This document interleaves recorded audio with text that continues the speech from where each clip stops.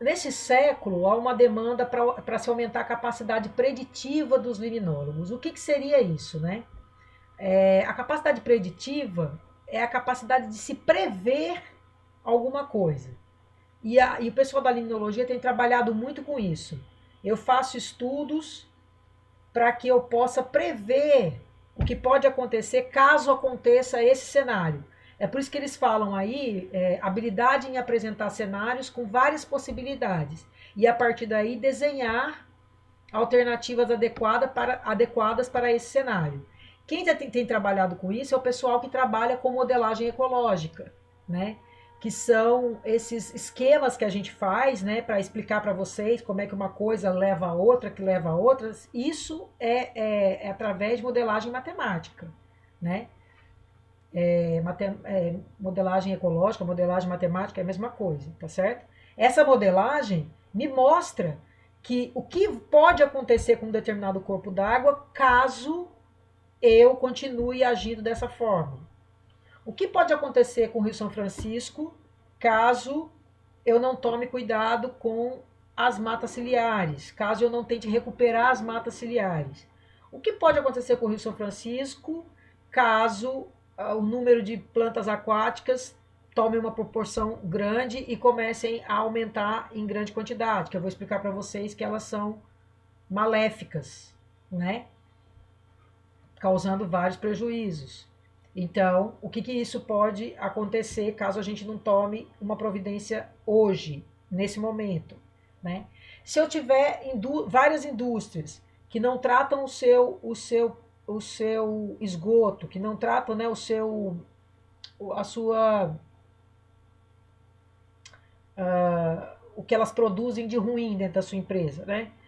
Então, se elas jogam isso sem tratamento para dentro desses corpos d'água.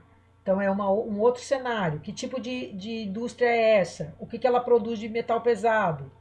Se ela jogar, o que pode acontecer a longo prazo? A 5 anos, o que pode acontecer? A 10 anos, o que pode acontecer? Essa capacidade preditiva, ela acaba levando, né, a uma capacidade de se prever desastres e se evitar com um determinado tempo, né? Se essa capacidade preditiva tivesse ocorrido, o Mar de Aral não tinha chegado ao ponto que ele chegou e depois eles não tinham tido que gastar bilhões para recuperar o Mar de Aral, né? Então essa capacidade preditiva é que se trabalhando ao longo do tempo. Então eu acho que a modelagem matemática, usado nos trabalhos de ecologia, é uma área que vem crescendo cada vez mais e eu acho que daqui para frente ela vai realmente ocupar uma boa parte dentro dos liminólogos que tem afinidade com as modelagens, porque elas são realmente importantes, tá certo? A partir da modelagem, a partir dessa capacidade preditiva, a gente pode traçar um prognóstico, né? E orientar programas de gerenciamento e das condições para o desenvolvimento de estratégias adequadas. Ou seja, neste cenário, se acontecer isso, o que a gente faz para remediar? Né? Quanto é que custa remediar isso? Né? Ou, se isso vier a acontecer, o que nós podemos fazer para não levar a que aconteça isso, né? Que eu acho que é o mais importante, né? Esses desastres como ocorreram, né? Brumadinho e no próprio Rio Doce, né? O que poderia ter sido feito para evitar, né? E o que pode ser feito a partir de agora para que isso nunca mais aconteça, né? Ao invés da gente procurar culpados, a gente tentar entender o que foi que aconteceu para evitar. É que nem acidentes aéreos, né? Quando ocorre um acidente aéreo, o que a gente tem que fazer, primeiramente? Não culpar, né?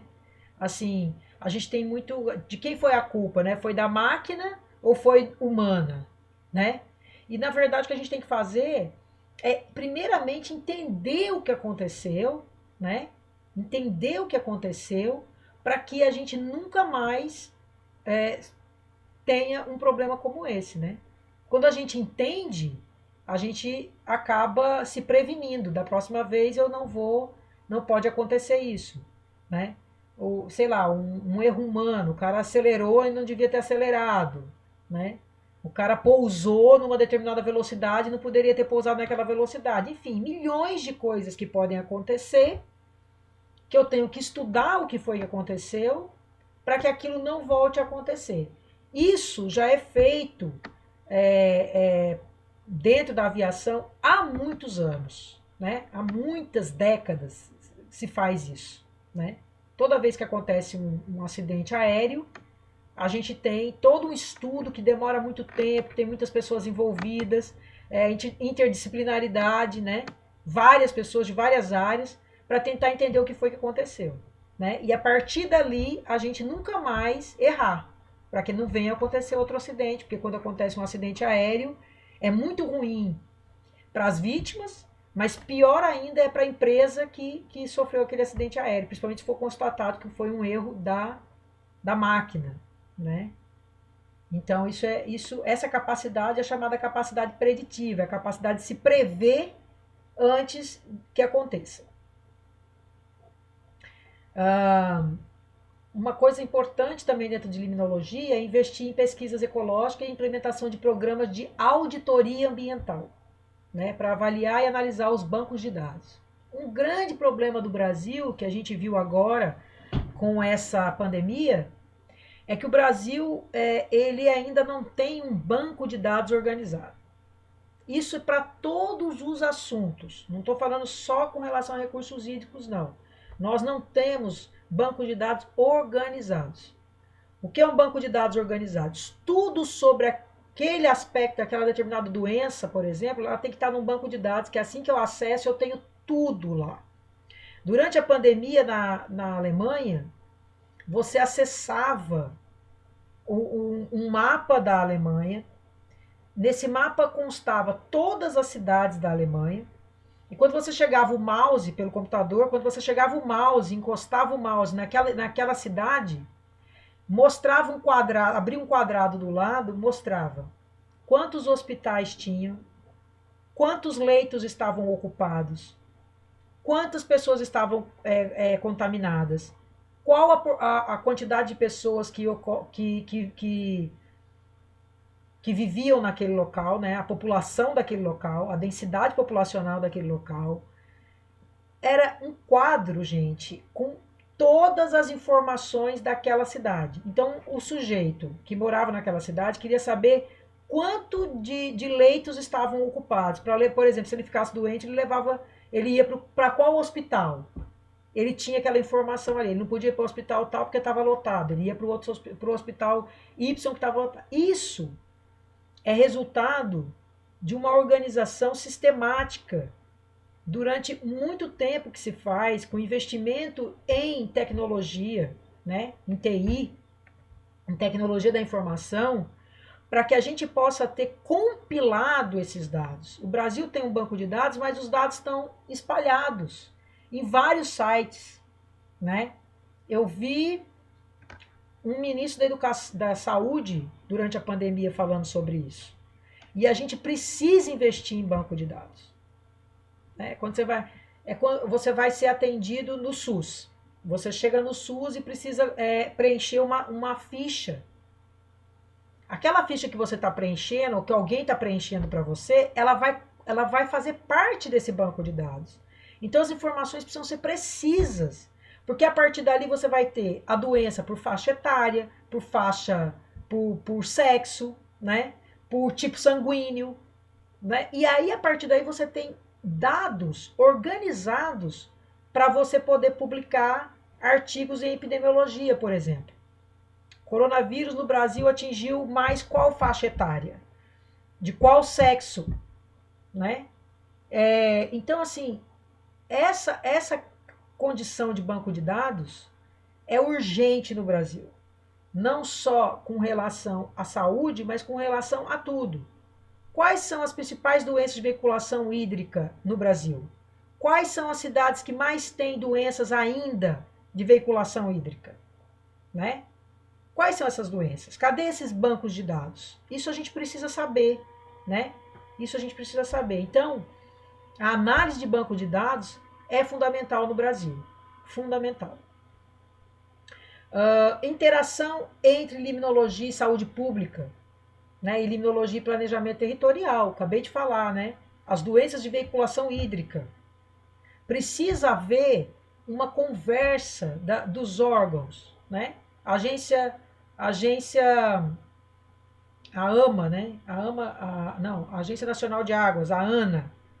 A AMA é municipal de meio ambiente, falei errado. A Agência Nacional de Água, né? Essa comunicação entre os órgãos de diferentes atribuições, né? Os órgãos de atribuição de saúde pública e os órgãos de atribuição de água, de recursos hídricos. Precisa haver essa interação, essa troca, né, de informações, porque isso é importante para que a gente forme um banco de dados o mais completo possível. Tá certo? E prevenção e conservação das águas. Isso a gente já falou, né? Então, isso daqui, gente, é um resultado, por exemplo, de uma modelagem ecológica. A modelagem ecológica e a capacidade preditiva me dá esses esquemas, assim. São esquemas como esse que elas são capazes de montar, né? E esses esquemas são muito importantes para o entendimento da população e o entendimento das pessoas de modo geral, né? Então, principais componentes do gerenciamento produtivo, né? Então, eu tenho aqui, ó, os elementos de pesquisa necessários à resolução de problemas futuros. Estão ilustrados na figura 9 e na figura 10. Então, pesquisa em biogeoquímica, pesquisa em física, né? Pesquisas biológicas que levam um sistema em modelagem, que são capazes, a partir das modelagens, de prever o que pode acontecer em diferentes cenários, e a partir daí eu tenho um gerenciamento integrado e aplicações para se evitar, né? E aqui a mesma coisa, né? Ó, as informações, né? Os pesquisadores com as questões da qualidade da informação, a forma que se necessita da informação, a auditoria ambiental é importante se fazer nas empresas, né? Que vocês aprenderam sobre isso, porque a partir dessas auditorias você tem os geradores, os gerentes e os tomadores de decisão. Mas esses tomadores de decisão só podem tomar decisão a partir de uma auditoria. Ele tem que saber o que está acontecendo na empresa.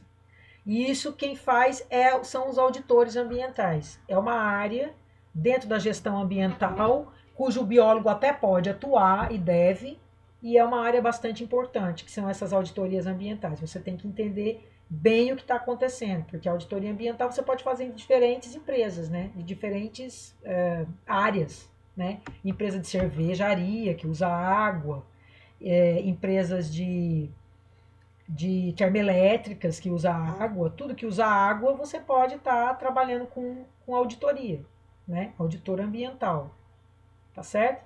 Então, essas políticas, a partir dessas informações, do gerenciamento, da tomada de decisão, a partir dessas auditorias ambientais, você tem políticas e práticas com base em fundamentos científicos bem estabelecidos, né? Apesar de que a gente já discutiu na primeira aula a dificuldade da ciência de se mostrar presente, né, atualmente, né, de ser tão descaracterizada atualmente, de que a pesquisa tem um monte de furo, a gente até discutiu sobre isso na primeira aula. A pesquisa é importante, né? Precisa se continuar fazendo pesquisa.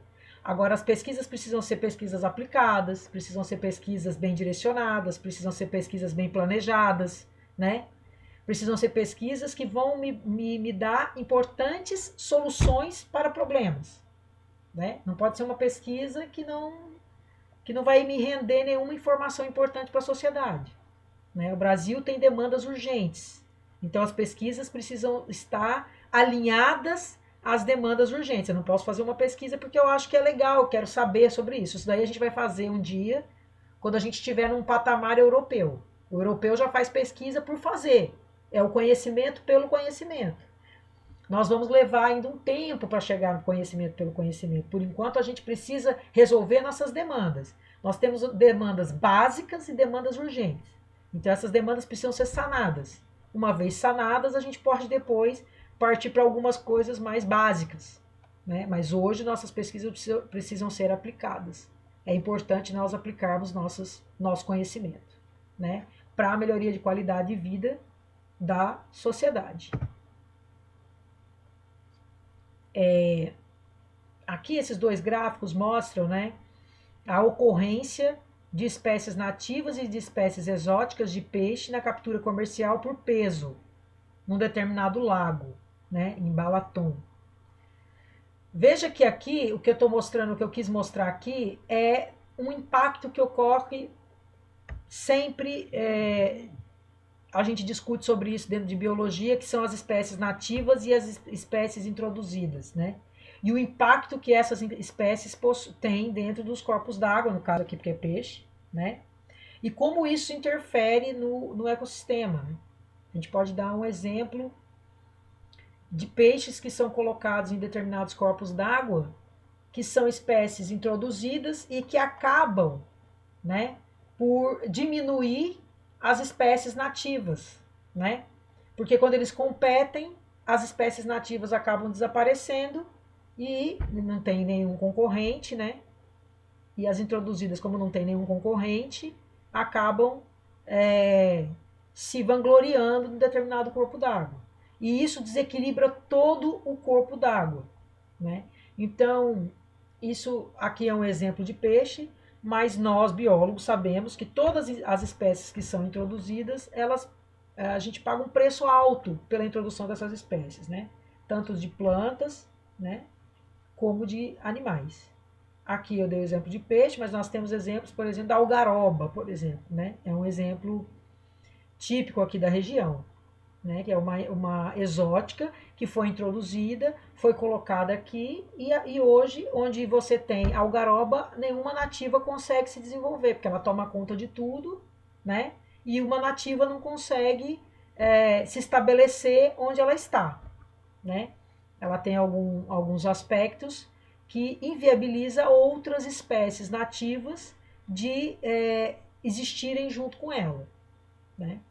Então, as espécies introduzidas, elas precisam ser repensadas, né, de maneira sistemática, principalmente peixes. A gente sabe de vários casos de peixes que são problemáticos, né? Principalmente os tanque-rede, né? Que a gente tem alguns tanques-redes aqui, por exemplo, em Sobradinho. Né? Esses tanques-rede foram introduzidos tilápia. Né? Tilápia é uma espécie exótica. Né? E aí você tem um local eutrofizado, né? Porque você precisa fornecer ração, tem que se fazer um estudo para saber a quantidade de ração por peixe, para que você não coloque ração a demais, né? E eutrofize a água, porque aquela ração que o peixe não comer vai ser depositada no sedimento, aquele lago, e vai eutrofizando o lago com o passar do tempo. Então, a gente precisa repensar tudo, né? Até a nossa alimentação, né? Bom, aqui a gente vai falar sobre o ciclo hidrológico, né? O ciclo hidrológico, como eu falei para vocês, né? A mesma água que existe hoje existe há bilhões de anos atrás, né? Desde que a Terra existe, é a mesma água, né? Esse é o ciclo hidrológico que nunca se extingue, nunca se acaba, né? Porém, como a gente já conversou, nós temos algumas alterações nesse ciclo hidrológico. O homem tem causado algumas alterações no ciclo hidrológico, né? E principalmente no armazenamento desses corpos d'água, no armazenamento dessa água, né? Nessa água, por exemplo, que infiltra, né? E forma os lençóis freáticos, essas águas subterrâneas, né? Que servem para uma eventualidade, né? Na verdade, são verdadeiros tesouros que nós temos, né? Nós temos no Brasil o aquífero Guarani, né? Que é o maior aquífero de água doce do mundo, que está aqui, né? e que, uma vez que eu não cuido do solo, eu acabo contaminando os meus lençóis freáticos, né? Então, e isso vai interferindo no ciclo hidrológico, como é um ciclo, interfere no ciclo e interfere na qualidade de vida das pessoas, interfere na qualidade da biota e assim sucessivamente. Então, esse ciclo a gente aprende na escola, quando a gente é criança, né? A evapotranspiração e a transpiração, né? Formam as nuvens e depois essas nuvens vão precipitar, né? Condensa e chove, não é isso? E essa chuva vai depender de vários fatores, onde ela vai acontecer, né? No tempo e no espaço. Por exemplo, aqui na Caatinga a gente sabe, né? Aqui no semiárido, não na Caatinga, aqui no semiárido, nós temos uma distribuição pluviométrica que ela é heterogênea no tempo e no espaço, né? Então, às vezes você tem um local que chove muito em um curto espaço de tempo e um outro local que não chove nada, né?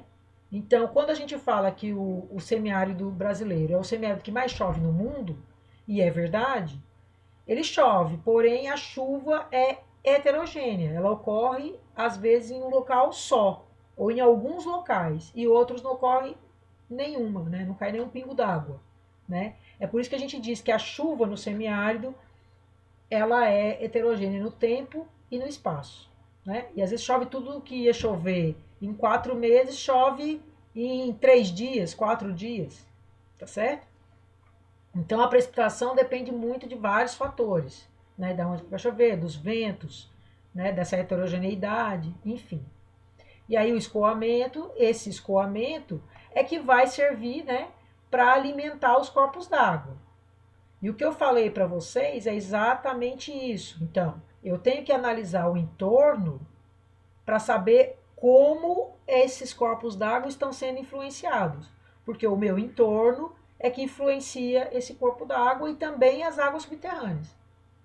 O que os homens, né, alteram aqui e aqui, vão alterar aqui também.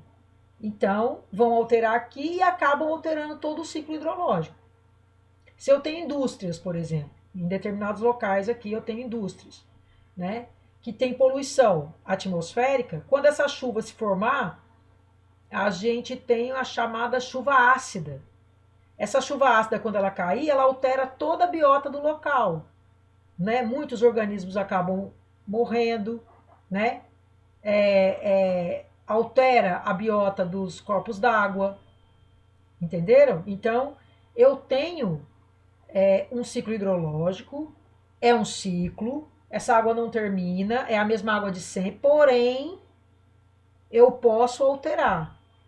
E é isso que está acontecendo no ciclo hidrológico, ele está sendo alterado.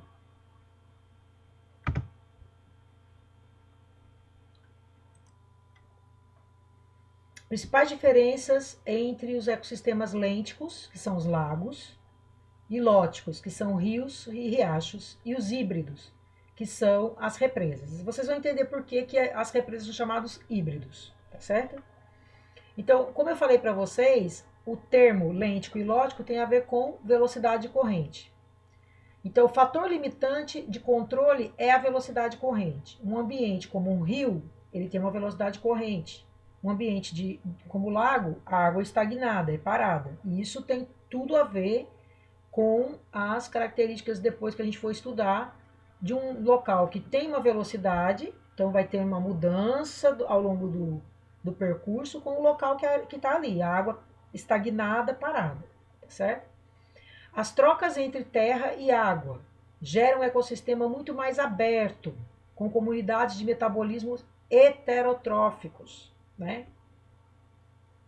As estratificações térmicas e químicas, né, também possuem diferenças nesses três ambientes.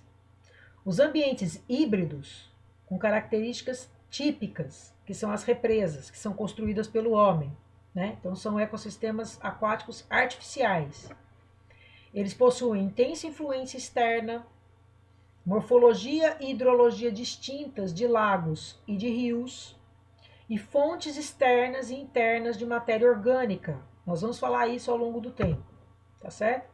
Mostrando aqui para vocês um ambiente lêntico. O ambiente lêntico ele é dividido numa região litorânea, que é uma região mais próxima da terra, né, mais próxima daqui da margem, uma região liminética e uma região profunda. Vocês podem acompanhar aí. A região litorânea ela é subdividida em eulitoral e sublitoral. Eulitoral bem próximo da margem e sublitoral um pouco mais distante da margem. Então, essa região litorânea, ela vai ter pouca profundidade, né? E é onde eu tenho a maior quantidade de plantas aquáticas, né? Tanto plantas aquáticas que estão com suas raízes no sedimento, como também plantas aquáticas mais de fundo, né? Raízes no sedimento com as flores e folhas flutuantes, como as que estão mais no fundo, que são as emersas. Nós vamos ver depois essas denominações das plantas aquáticas, essas denominações, tá? Se você perceber a região liminética, ela é onde a gente vai encontrar o plâncton, que é dividido em fito e zooplâncton, certo? Nós temos também uma outra região, que é a região mais profunda, onde a gente tem o benthos e o nécton, né? Animais bentônicos e animais nectônicos, certo?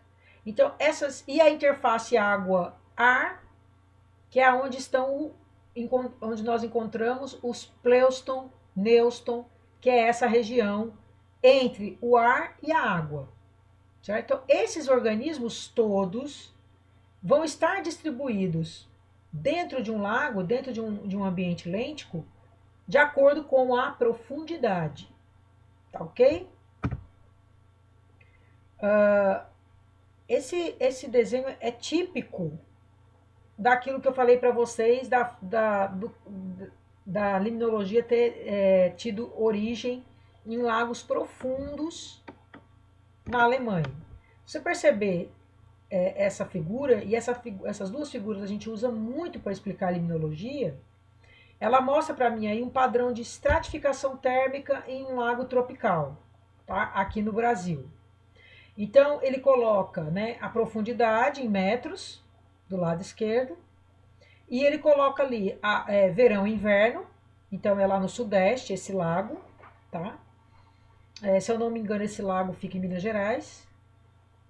E você tem aí, nessa figura, duas épocas do ano bem definidas, o verão e o inverno, né? O verão com temperaturas que variam de 0 a 30 graus, e no inverno com temperaturas que variam de 0 a 26 graus, né? Então, vocês estão observando em cima de tudo, como se estivesse naquela parte de cima superficial, ali você tem as temperaturas. E aí, vocês lembram que eu falei no começo da aula sobre daqueles 3 compartimentos? Pronto, nós temos aí os 3 compartimentos. O que é estratificação? É quando eu tenho a formação de estratos. Estratificação é o primeiro desenho. Quais são os estratos? O epilímeno, o metalímeno e o hipolímeno. São 3 estratos. O epilímeno, ele tem maior temperatura, porque a luz do sol incide diretamente nessa região, ele tem pouca profundidade, então vai ficar água quentinha. Como a luz penetra nele, dependendo se a água for uma água mais transparente, ele vai ter uma alta temperatura e vai ter uma maior produção. Os produtores, o fitoplâncton que está aí, ele vai fazer fotossíntese, porque vai ter luz e temperatura. Pronto, ele vai ter todas as condições para se desenvolver. Então, a região epilímnica é a região onde a produção é maior que a decomposição. Quando eu desço em profundidade, nesse corpo d'água, em profundidade, veja lá, eu já estou numa profundidade maior, né? Mais de 15, entre 15 e 20 profundidade. Eu vou ter um outro extrato, chamado metalímeno. Porque nesse local eu tenho uma produção igual à decomposição. Porque nesse local eu tenho menos luz e menos produção. mas ainda assim eu tenho luz. Quando eu vou para o estrato mais baixo, mais uma profundidade maior, que fica entre 20 e 30 metros, aí a luz não entra mais. Então eu não tenho luz, então eu não tenho mais produção. Neste caso, a produção é menor que a decomposição. E nesse local do hipolímeno, que fica próximo ao sedimento, que é esse local que está todo pintadinho, esse sedimento é onde eu tenho os decompositores, como numa cadeia trófica normal. Os decompositores estão aí, né, as bactérias estão aí e vão ter influência direta com a troca com a água. Porque muitos aspectos da limnologia, né, muitos processos ocorrem no hipolímeno.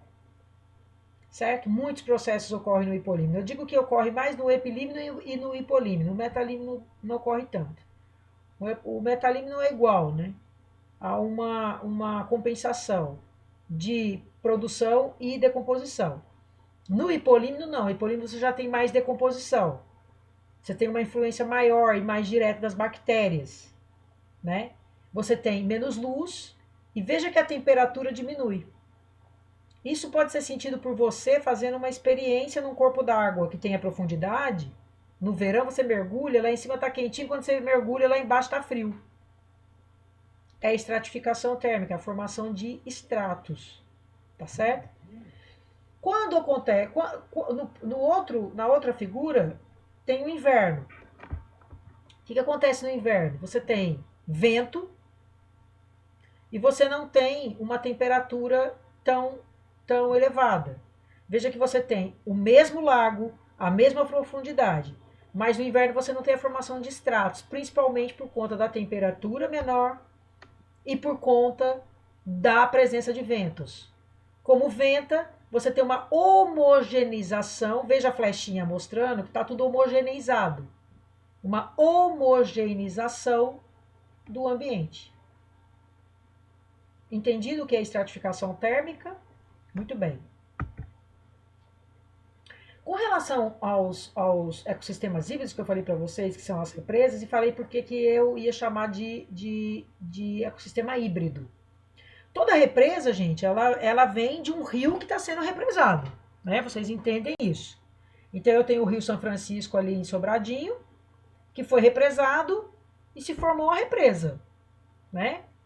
O local onde o rio foi represado forma um grande lago.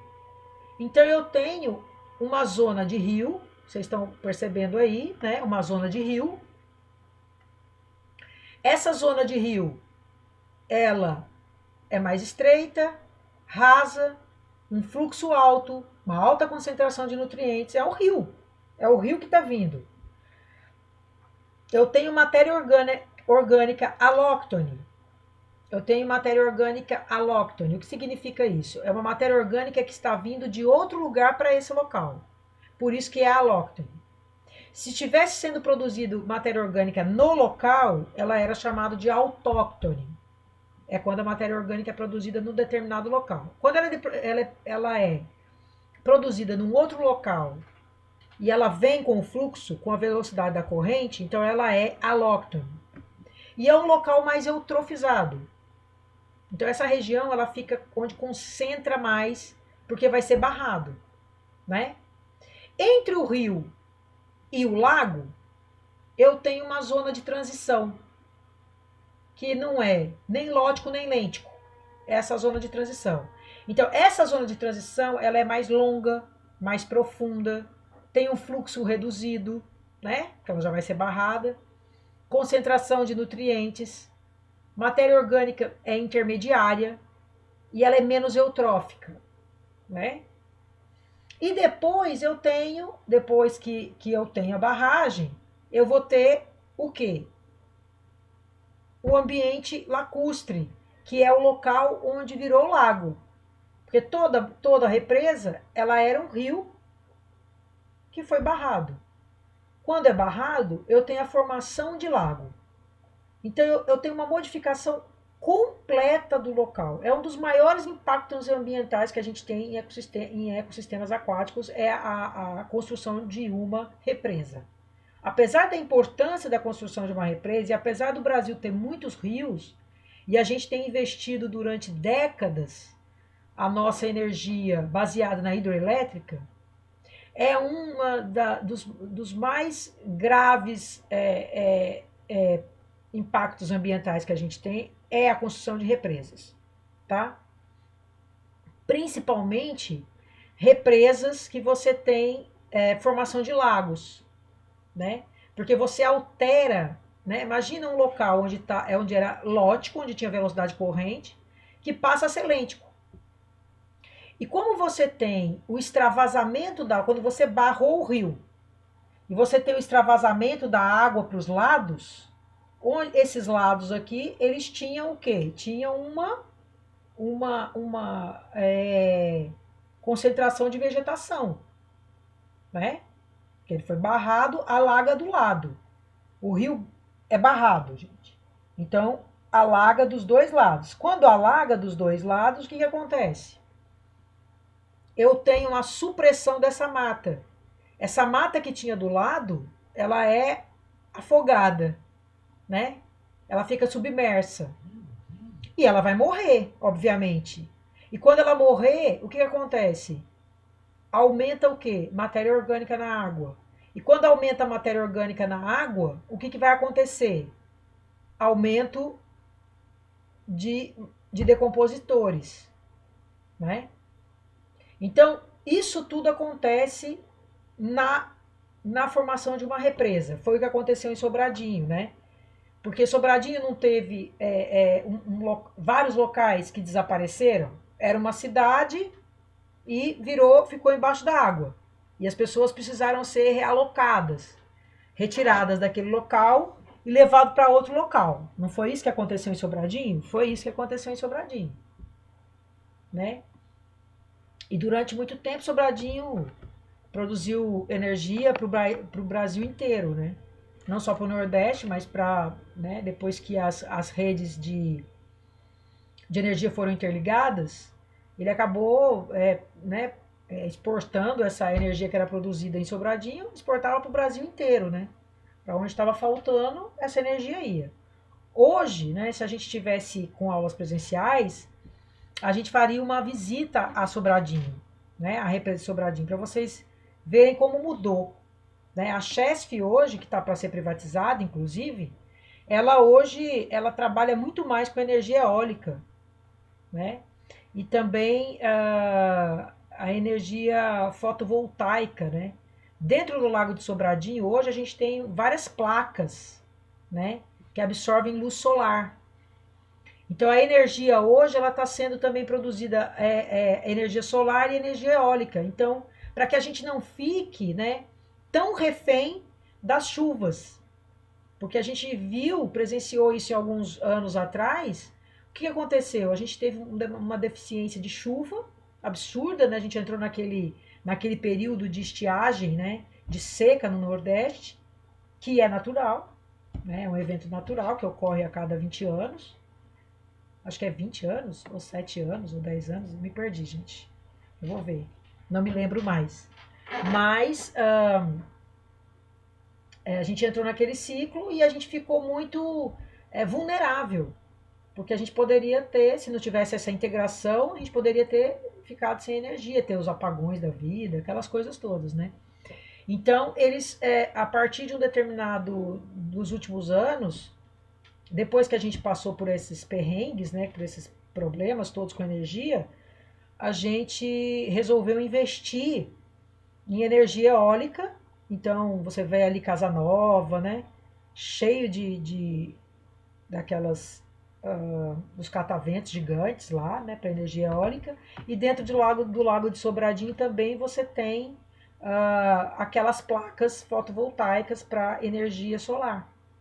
Então, a última vez que eu fui lá com os meus alunos, né, com os alunos de limnologia, eles já estavam se programando para essa mudança, né, inclusive nos sistemas da empresa, eles já estavam, eu levei os alunos justamente quando eles estavam mudando, quando eles iam mudar toda a estrutura, né?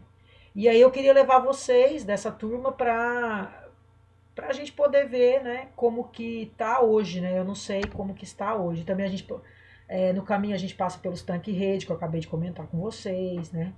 Aí a gente para, analisa, conversa. É praticamente o dia todo de viagem, né? Porque a gente sai daqui, vai até lá, para no caminho para ver os tanque-rede, depois vai até a Chesf, é, ver as turbinas, ver tudo, né? Depois a gente almoça lá, depois a gente volta. É assim que a gente faz. Então é praticamente o dia todo, mas vale muito a pena porque a gente acompanha e vê exatamente agora, então tá muito mais interessante de ir, porque houve essa mudança, né? Ah, vocês assistem uma palestra, né? Existe um técnico, um engenheiro civil, que ele dá uma palestra, ele conta como foi a história, ele apresenta uns slides, ele conta como foi toda a trajetória de Sobradinho, a construção. É bem interessante, né? Mostra toda essa parte que foi alagada, tá? Então, infelizmente, por enquanto, a gente não está podendo fazer essa viagem, né? Entenderam porque é híbrido, gente? Porque eu tenho dois ambientes, o lêntico e o lótico. É isso que eles estão querendo fazer com a educação, né? Assim, durante esse período de pandemia, que a gente tenha aulas híbridas. O que seriam aulas híbridas? Pelo menos nos colégios, né? Não sei como vai ser na universidade, mas os alunos que quiserem ter aula presencial vão. E os alunos que não quiserem têm aula online. É o tal do ensino híbrido. É porque não é nem só online e nem só presencial. É isso que é o ecossistema híbrido, tá bom? Mesma coisa, fiz só uma analogia para vocês entenderem. Nesses ecossistemas lóticos, nos rios, a gente vai falar depois das características bem definidas de cada característica de cada corpo d'água. Aqui é só uma geral, para vocês já irem entendendo, tá certo? Então, no ambiente lótico, né, que são rios e riachos, nós temos a calha do rio. O que é a calha do rio? É o eixo principal do rio. Né? A calha do Rio São Francisco é o eixo principal, né? Na qual é transportada a descarga da água superficial, sistemas abertos. Então, os rios são chamados de sistemas abertos. Os lagos são chamados de sistemas fechados, né? E as represas possuem as duas coisas. Transportam substância cinética, com movimento, né? Porque o rio, velocidade corrente, velocidade é substâncias cinéticas. E levam, em geral, para o mar. Como eu falei para vocês, né, tal como eu falei para vocês do estuário, que todo rio corre em direção ao mar. Além do transporte permanente de substâncias e soluções, existe também o deslocamento de material insolúvel, né, que vai de montante a jusante, tá certo? Especialmente sob a forma de erosão e no curso inferior, sobretudo sob forma de sedimentação. Então eu tenho esses materiais insolúveis que vão de montante a jusante, através na forma de erosão, ou então no seu curso inferior, na forma de sedimentação. Eles podem ir sedimentando ao longo do rio, ou podem então ir sofrendo erosão ao longo do rio. Tá certo? Que é, por exemplo, quando chega lá a jusante, eu tenho a formação, quando já vai entrar no mar, eu já tenho a formação dos deltas, né? Que é os deltas, que são locais onde você tem toda a sedimentação, fica naquele local, formando um delta, né? O delta dos rios, que é exatamente o momento quando ele entra no mar, tá bom? As principais teorias ecológicas referentes à dinâmica de ambientes lóticos que foram formuladas na década de 80. Essas teorias são extremamente importantes para a gente entender os ambientes lóticos. São chamadas teorias em limnologia fluvial. Fluvial é tudo que é de rio, orla fluvial. Por exemplo, a gente tem ali na orla de Petrolina uma placa, né? Orla fluvial. Não confunda fluvial com pluvial, que é de chuva, tá certo?